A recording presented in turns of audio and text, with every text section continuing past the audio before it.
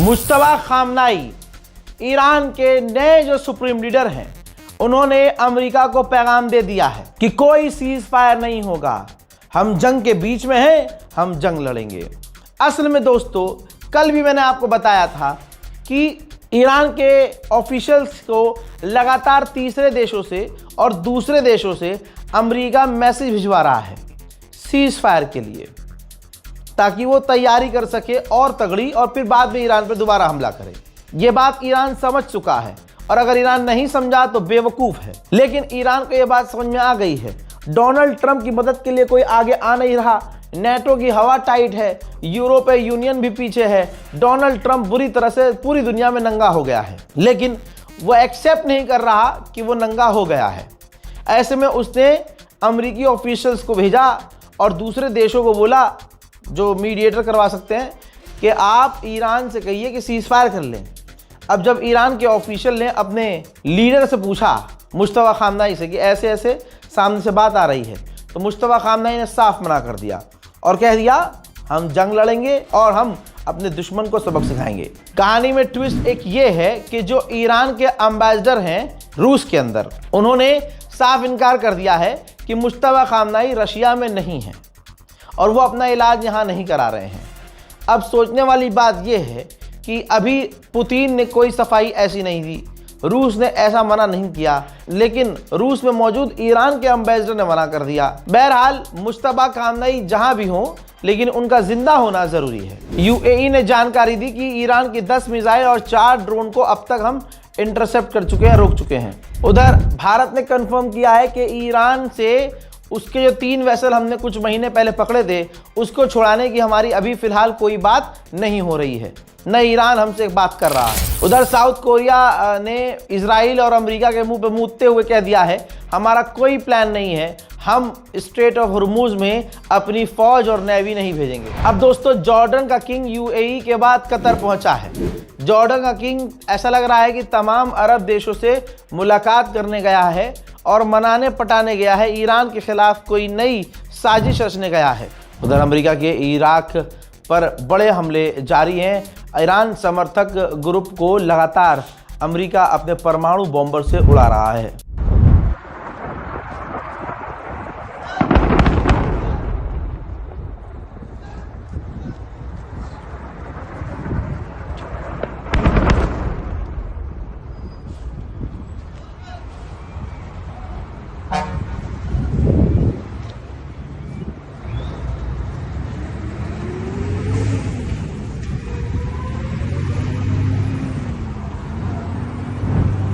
जहां भी हमला होता है, जहां भी दो देश के बीच जंग होती है, एलन मस्क वहां कुछ न कुछ काम करता है। एलन मस्क का इलाज होना भी ज़्यादा ज़रूरी है, क्योंकि एक नॉन पॉलिटिकल आदमी सीधा पॉलिटिक्स में घुसता है। दोस्तों, पूरे गल्फ में एलन मस्क ने अपने सुपर चार्जर, टेस्ला का जो सुपर चार्जर है, फ्री कर दिया है ईरान के हमलों को देखते हुए और अरब देशों को इम्प्रेस करने के लिए, ताकि भविष्य में अरब देश टेस्ला को और इस्तेमाल करने दें और टेस्ला को एकदम और इज्जत दें। मौके पर चौका एलन मस्क ने मारा है। उधर बिल्कुल मेरा मन नहीं है अब खबर बताने का, मेरा बिल्कुल मन नहीं है ईरान की अपडेट देने का, मेरा बिल्कुल अब मन हट चुका है। अब मैं इस वॉर को कवर करूं, मैं इस खबर को छोड़ना चाहता हूं। अब मैं बस, मेरे मन में है 10-15 दिन गायब हो जाऊं। मन हट चुका है, क्योंकि दिल दुख रहा है, पता नहीं क्यों, बहुत ज़्यादा दुख रहा है और बर्दाश्त नहीं हो रहा है, चीज़ें मुझसे झिल नहीं रही हैं। अब दोस्तों, जैसे एक खबर आ रही है, कंफर्म खबर की है अब इजराइल ने, एक बार और खबर कंफर्म की है ऑफिशियली कि हमने अली लारीजानी को कत्ल कर दिया है। जी हाँ, अली लारीजानी ईरान की रीढ़ की हड्डी थे, सुप्रीम लीडर जो खामनाई थे, जो शहीद हो गए। उनके बाद अगर पावरफुल कोई आदमी था, वो अली लारीजानी थे। मुश्तबा खामनाई को छोड़ दीजिए आप अभी, मुश्तबा खामनाई तो सुप्रीम लीडर हैं, लेकिन मुश्तबा खामनाई जितनी पावर अगर किसी के पास थी, वो अली लारीजानी के पास थी। ठीक, और वो आखिरी मुसलमानों को पैगाम दे के गए हैं। उनका आखिरी बयान कल रात का मैंने ये बताया था कि उन्होंने कहा है कि वो मुसलमान देश, क्या मुसलमान, जो मुसलमानों के काम ना आए, जो उम्मत के लिए एक ना हो, और एक होकर दुश्मन से न लड़ें। अल्लाह अकबर। अब अली लारीजानी शायद इस दुनिया में नहीं रहे। ईरान भी पूरी चतुराई कर रहा है और कोई भी बयान देने से इस पर कतरा रहा है। इसलिए मैं कह रहा हूँ, क्लियर कर रहा हूँ कि ईरान कंफर्म नहीं कर रहा है, लेकिन इजराइल ने 3 बार कंफर्म कर दिया है। हजरात, एक देश निकल कर आया है इस्टोनिया। इस्टोनिया के विदेश मंत्री ने कहा है कि हम अमेरिका और इजराइल की मदद करने को तैयार हैं, जो भी उन्हें चाहिए। जो भी चाहिए। अमेरिका को तो पूरा इस्टोनिया चाहिए होगा, दे देगा। मेरे दोस्तों, उधर ग्रीस के प्रधानमंत्री, जो ग्रीस पूरी तरह से अमेरिका का गुलाम है, उसने भी जिगरा दिखाया है और साफ मना कर दिया है। ग्रीस के प्रधानमंत्री ने कहा कि हमारा देश किसी भी जंग में किसी भी साइड से नहीं कूदेगा। ये जंग हमारी नहीं है और मुझे डाउट है कि और भी कोई यूरोप का देश इस जंग में कूदेगा। ग्रीस के विदेश मंत्री ने बड़ी बात ये कही, उन्होंने कहा कि मिडिल ईस्ट की प्रॉब्लम्स को आप बमबारी से सॉर्ट आउट नहीं कर सकते। यानी ईरान पर जो हमला किया जा रहा है, ग्रीस ने साफ कह दिया है कि बमबारी से कोई सॉल्यूशन नहीं है। उधर ईरान की तरफ से यूएई पर कई टारगेट हिट किए गए हैं। ईरान जो कह रहा था कि सिविलियंस पीछे रहें वरना निशाने पर आएंगे, यूएई में कई जगह धमाके हुए हैं।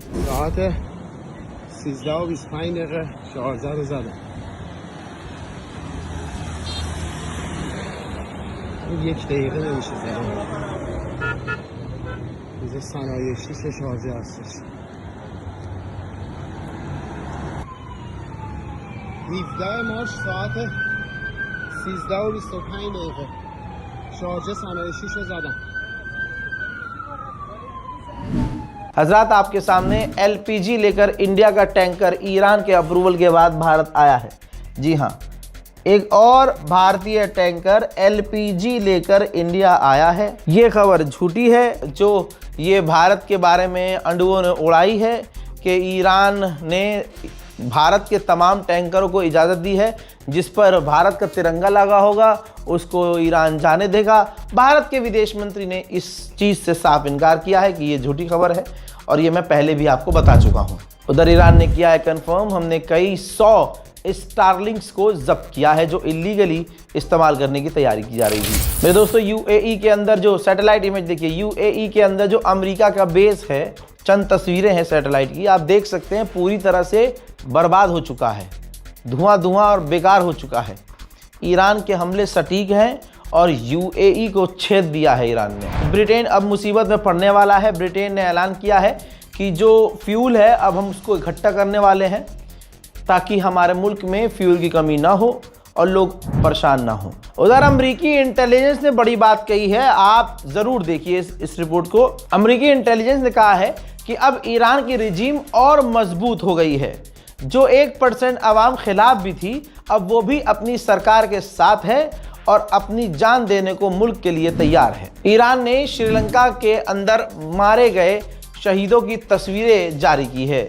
श्रीलंका के इलाके के अंदर जो भारत से युद्धपोर इनका लौट रहा था बिना हथियार के, और कोई भी हथियार इनके पास नहीं था, अमेरिका ने धोखे से इन्हें मारा और डोनाल्ड ट्रंप ने यहाँ तक कि मजाक उड़ाया कि हमने मजाक मजाक में इन्हें मार दिया। दुनिया को यही डोनाल्ड ट्रंप की बातें बुरी लग रही हैं।